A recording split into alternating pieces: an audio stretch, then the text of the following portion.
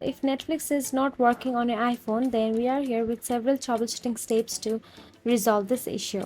So firstly, make sure that your iPhone is connected to a stable and active Wi-Fi. After that, simply tap on the App Store and search for the Netflix app in the search address bar. Then make sure that Netflix is up to date. If there is an update version available right next to the Netflix, then make sure to update it. After you update Netflix, simply go back to the settings. Now inside settings, scroll down and tap on the general. Inside general, tap on the iPhone storage.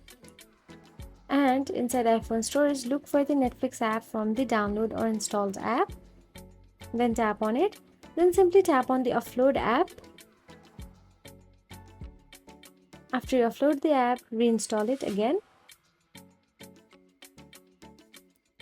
Then go back to this general again. Scroll down, tap on the transfer or reset iPhone. After that, tap on the reset, then tap on reset all settings. So that's it. By following these steps, you should be able to resolve most issues causing Netflix not to work on your iPhone. If you found this video helpful, please like, share and subscribe our channel, and thank you for watching.